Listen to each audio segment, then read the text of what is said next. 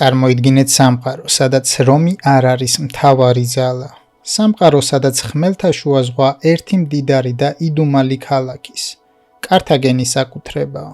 მათ ჰქონდათ ყველაფერი, ოქრო, უძლეველი ფლოტი და მეცნიერება, რომელიც საუკუნეებით უსწრებდა დროს, მაგრამ არსებობს ერთი კანონი. ორ იმპერიას ერთი მზის ქვეშ ადგილი არ ეყოფა. დღეს ფაქტომაძე ჩვენ აღვადგენთ იმპერიას, რომელიც რომმა არა მხოლოდ დაამარცხა, არამედ მისი ხსენების წაშლაც კი სცადა. მოემზადეთ, ჩვენ ვიწყებთ კართაგენის 20 პუნქტიან ქრონიკას. იქამდე სანამ უშუალოდ ვიდეოზე გადავალთ, დაუჭირეთ მხარი არხის განვითარებას, მარტივად უბრალოდ მოიწონეთ ვიდეო და გამოიწერეთ არხი. მე გიორგი ვარ, თქვენ უყურებთ ფაქტომატს და დღეს გესაუბრებით კართაგენის 20 პუნქტიან ქრონიკაზე, დიდებული აღზევებიდან მარილით და თესილ ნანგრევებამდე. აბა დავიწყოთ. მე-20 პრინცესა დიდო და ხარის ტყავის ეშმაკობა. კართაგენის ისტორია იწყება ძველი წელთაღრიცხვით 814 წელს, როდესაც ფინიკიელი პრინცესა დიდო საკუთარ ძმას, ტვიროსის დღევანდელი ლიბანის მეფეს გამოექცა, რომელმაც მემკვიდრეობა ძალით ჩაიგდო ხელში და ტირანი გახდა. ხმელთაშუა ზღვაში ხანგრძლივი ნავიგაციის შემდეგ დიდოს ფლოტი ჩრდილოეთ აფრიკის სანაპიროს მიადგა, დღევანდელი ტუნისის. აქ ცხოვრობდნენ ადგილობრივი ლიბიური ტომები, რომლებსაც მეფე იარბასი მართავდა.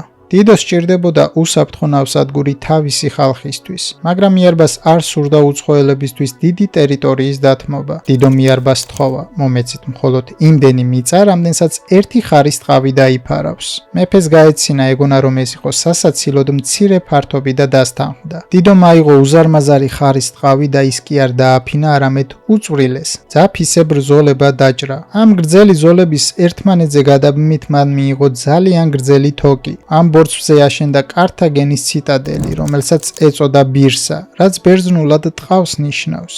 პატარა კოლონია სულ მალე იქცა ანტიკური სამყაროს უმდიდრეს სავაჭრო ცენტრად. მე-19 ვაჭრების რესპუბლიკა. რომისგან განსხვავებით, რომელიც მიწათმოქმედებათა და მეომართა სახელმწიფო იყო, კართაგენი ვაჭრების მიერ იმართებოდა. აქ ძალაუფლება არ ეკუთვნოდა მხოლოდ არისტოკრატებს. ნებისმიერ ადამიანს, ვინც ნიჭიერი და მდიდარი გახდებოდა, შეეძლო გავლენა მოეპოვებინა. კართაგენი იყო ანტიკური სამყაროს პირველი ნამდვილი კაპიტალისტური სახელმწიფო. მათი ოქრო მოდიოდა ესპანეთის ვერცხლის საბადოებიდან და აფრიკული სპილოს ძვლიდან. იმდენად დიდი სიმდიდრე ჰქონდათ, რომ ქალაქის ქუჩებიც კი მოკირწყლული იყო. ანუ იგივე, რაც დღევანდელობაში ასფალტი რომ ავიღოთ და მრავალსართულიანი სახლები ჯერ კიდევ მაშინ იდგა, როცა რომში ხალხი ქოხებში ცხოვრობდა. მე-18 კოტონი, ინჟინერიის სასაული. კართაგენის მთავარი სიამაყე იყო მისი სამხედრო პორტი, კოტონი. ეს იყო ორმაგი ნავსადგური, გარე ნაწილი სავაჭრო გემებისთვის, ხოლო შიდა წრიული ნაწილი სამხედრო ფლოტისთვის. შიდა პორტში 220 გემი ერთდროულად ინახებოდა სპეციალურ მშრალ დოკებში. პორტის ცენტრში იდგა ადმირალის კოშკი, საიდანაც მთელი ხმელთაშუა ზღვის კონტროლი იყო შესაძლებელი. ეს იყო ეპოქის ყველაზე დახვეწილი საზღვაო ბაზა პლანეტაზე. მე-17 კონვეიერული გემჩენებლობა. კართაგენელებმა გამოიგონეს ის, რასაც დღეს მასობრივ წარმოებას უწოდებთ. მათი გემები იწყობოდა წინასწარ დამზადებული და დანომრილი დეტალებისგან. თითოეულ ფიცარსა და ლურსმანს თავისი ადგილი ჰქონდა. თუ გემი ბრძოლაში ზიანდებოდა, კართაგენელებს შეეძლოთ რამდენიმე დღეში ახალი ფლოტის აწყობა. თითქოს ეს იყო თანამედროვე კონსტრუქტორი. როდესაც რომაელებმა ერთი ასეთი გამორიყული გემი იპოვეს, მათ გაოცება ვერ დამალეს. თითოეულ ნაწილზე აღნიშნული იყო კონსტრუქცია, თუ როგორ უნდა აწყობილიყო ხომალდი. რომას სწორედ კართაგენული ტექნოლოგიის კოპირებით შექმნა საკუთარი ფლოტი.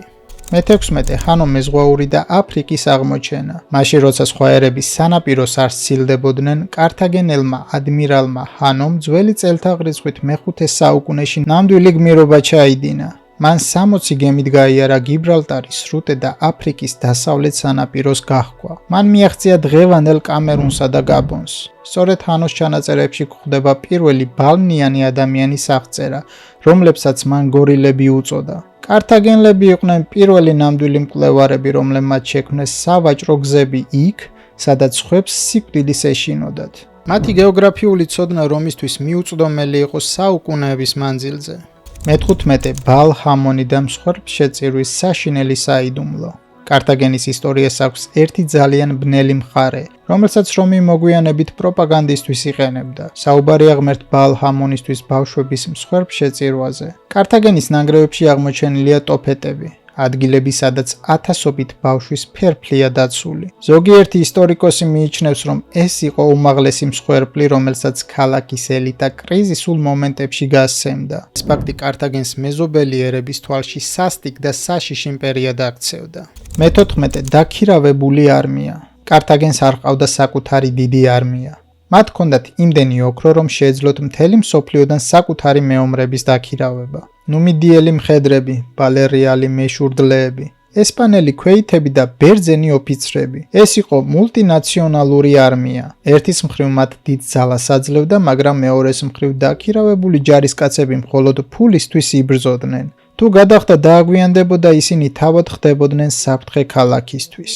სწორედ ასე მოხდა პირველი პუნიკური ომის შემდეგ, როცა დაქირავებულთა ომმა კართაგენი განადგურების პირას მიიყვანა. მე-13 მესინას კრიზისი. ომი რომსა და კართაგენს შორის დაიწყო სიცილიის გამო, კერძოდ ქალაქ მესინასთან. ეს იყო კლასიკური გეოპოლიტიკური დაპირისპირება, რომ სურდა იტალიის გარეთ გასვლა.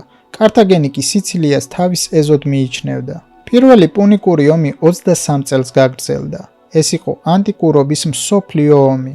კართაგენი ზღვაზე დომინირებდა, თუმცა რომაელთა წარმოუდგენელმა გამძლეობამ და კართაგენული გემების კოპირებამ სასწორი რომის სასარგებლოდ გადახარა. კართაგენმა დაკარგა სიცილია და დაეკისრა უზარმაზარი კონტრიბუცია, რამაც მათში შურისძიების წყურვილი გააღვიძა.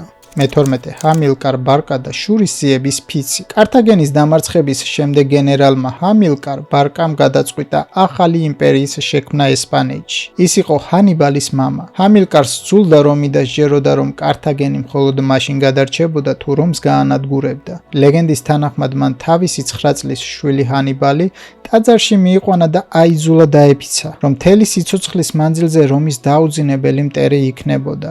ეს ფიცი გახდა მამოძრავებელი ძალა მომდევნო 10 წლეულების სისხლიანი ომებისა. ბარკების ოჯახი იქცა კართაგენის ომის პარტიად, რომელმაც ისტორიის მსვლელობა შეცვალა. მე-11 ალპების გადალახვა. ძველი წელთაღრიცხვით 218 წელს ჰანიბალმა ჩაიდინა ის, რაც სამხედრო სტრატეგიის ისტორიაში ოქროს ასოებით ჩაიწერა. მან გადაწყვიტა რომისთვის იქ დაერტყა, სადაც არავინ ელოდა. ჩრდილოეთიდან მან 50,000-იანი არმიითა და 37 ომის სპილოთი გადალახა დათოვლილი ალპები.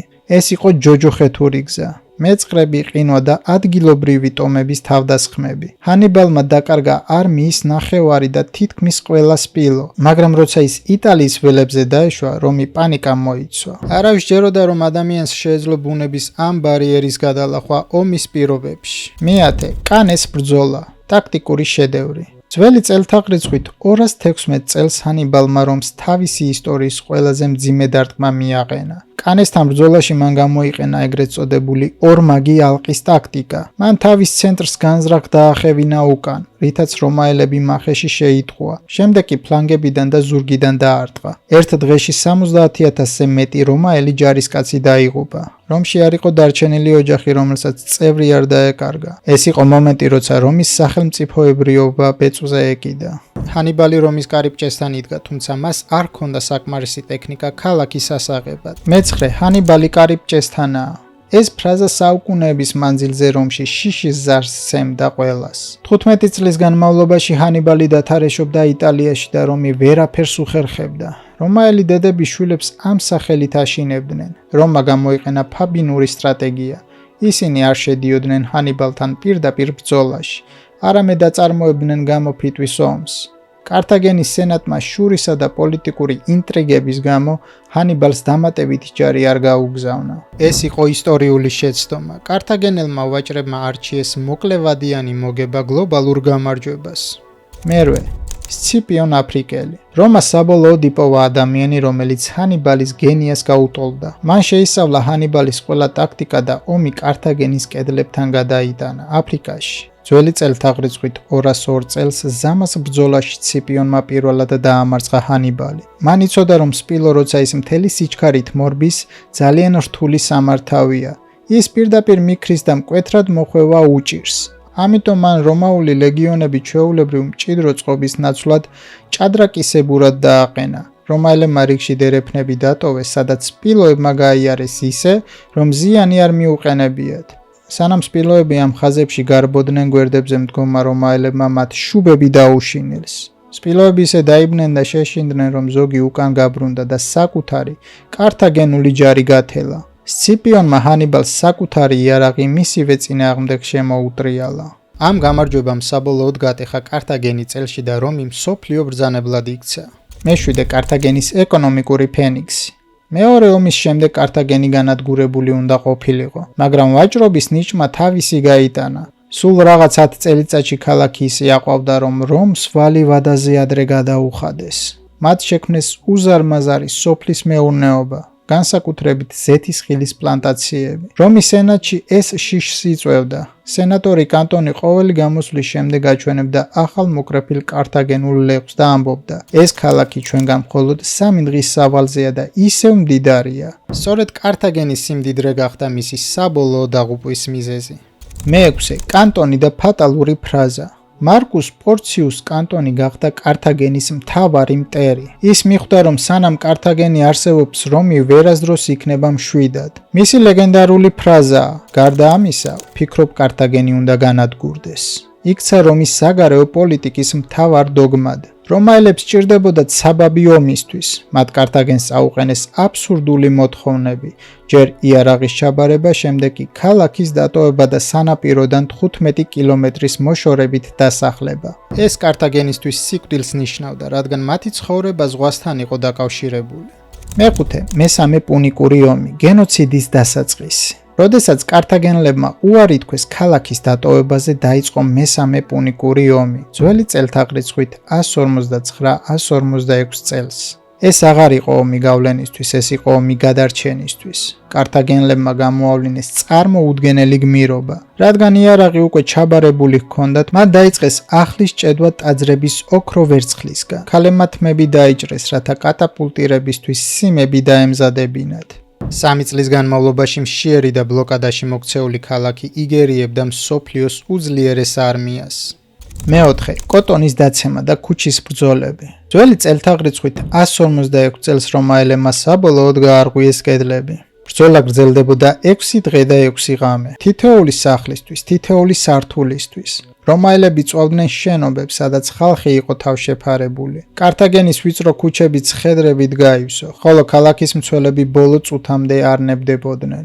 სციპიონი, რომელიც ალყას ხელმძღვანელობდა, ამბობენ, რომ ტიროდა, როცა ამ დიდებული ქალაქის განადგურებას უყურებდა, რადგან ხედავდა, რომ ოდესმე იგივე ბედი რომსაც ეწეოდა. მესამე, ჰასდრუბალის ცოლის თავგანწირვა. კართაგენის დაცემის ფინალური აქტი მოხდა ეშმუნის ტაძარში. ქალაქის მმართველმა ჰასდრუბალმა სთხოვა სციპიონს დანდობა და დანებდა. თუმცა მისმა ცოლმა ეს ვერ აიტანა. მან ქმარი სიმხდალეში დაადანაშაულა და საკუთარი შვილები ცეცხლმოკიდებულ ტაძარში გადაყარა და თავადაც მათ გაჰყვა. ეს იყო კართაგენული სულისკვეთების ბოლო გაელვება. ამ მომენტით დასრულდა კართაგენის, როგორც დამოუკიდებელი სახელმწიფოს არსებობა. მეორე, მარილით დათესილი ნანგრევები. კართაგენის აღების შემდეგ რომმა ბრძანება გასცა.